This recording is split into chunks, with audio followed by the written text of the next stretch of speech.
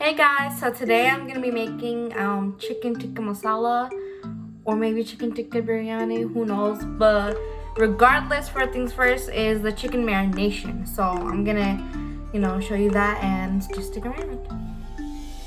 Okay, so here I have 2 chicken breasts all diced and cubed, and then I have my masalas. I have red chili powder, some tandoori powder, coriander powder, cumin powder, turmeric powder, salt, pepper, and garlic powder. Usually I would use ginger and garlic paste, but right now we don't have that, so just ginger paste.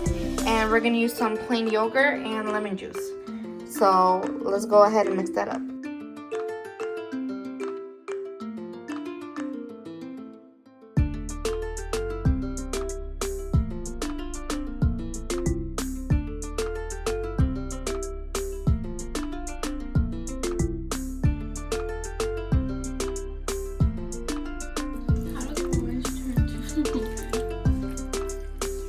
No, that's a question that I want an answer to too.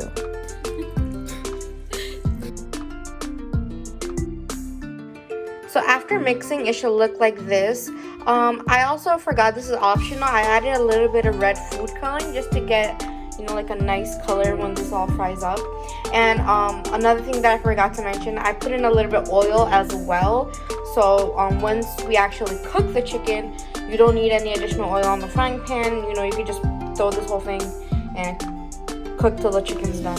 And before we get started with everything, I have 3 cups of basmati rice that I'm gonna soak for about an hour, and then we're gonna cook. So now let's go ahead and cut up our veggies, and let's get started on the onions. You want to heat up some oil in a pan and throw in your onions.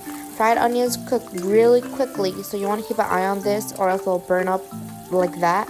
So once they're a little golden brown and like translucent like that, you can go ahead, give them a few more stirs and keep them aside. And now it's time for our chicken. So you want to take our marinated chicken and you want to cook it until basically all the water recedes.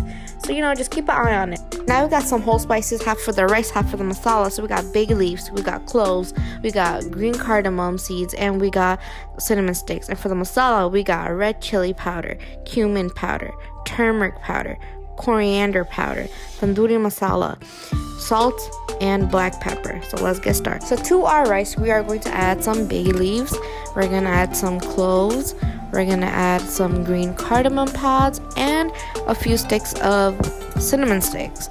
And we're gonna go ahead and give that a good stir. And this is optional, but I also added in some ghee just for flavoring and just to make sure the rice doesn't stick together. So we're gonna go ahead and cook it till it's about 90% through. Let's go check on our chicken. So you can see that the water is slowly receding. That's a good sign. I'm gonna go ahead and I think I stirred this and give this a few more minutes before finally making sure that this is what I wanted. So go ahead, look at that chicken, it's all delicious and spicy looking. Anyway, so what we're gonna do now is we're gonna take this out and set this aside, and we're gonna use the same pan to make our masala because who wants to clean multiple pans? So now we want to take some oil and heat it up, and we're gonna take the rest of our whole spices that I had showed earlier, and you want to give it a good stir and you want to cook it. You don't want the raw taste of the bay leaves and the cinnamon sticks, so that's why we're gonna cook it a few, and then eventually we're gonna add in our chopped onions and green peppers.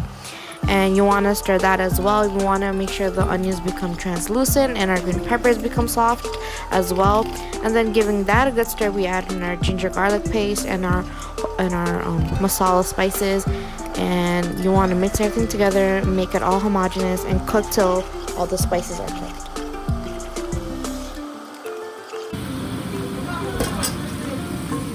Bruh. Yes, my blind self did not realize that I had put a whole tomato in there until I actually stirred and realized. Oh my goodness. Anywho, it wasn't a big deal. I just took it out and I chopped it up and added it back in. But yes, the tomatoes are there to thicken up our masala. Just look at it. So after a few minutes of cooking the masala, I'm gonna go ahead and add back our chicken. And you want to cook the chicken and masala together, that way everything's all combined.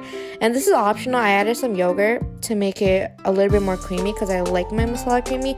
However, it's personal preference is all it is.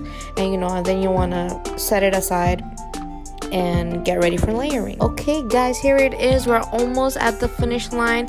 I left a little bit of the masala on the bottom of the pot just so the rice doesn't burn, but this is basically all there is now. I layered up with some rice. My next layer was a little bit of the chicken tikka masala, then I added a little bit of parsley, and essentially we just keep continuing that. I also added in a little bit of milk with red food coloring just to give it a little color. Yes, I know it turned out pink, but what can we do, right? So you want to finish up all the layers, and then I added in those fried onions from our beginning. We just added it with a little bit of ghee, and there's that.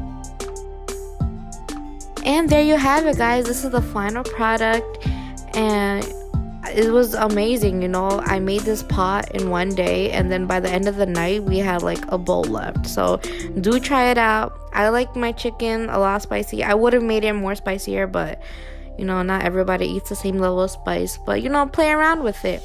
And I'm not a professional cook. Please also check out other YouTube videos, because who knows if you even understood me. But thanks for watching.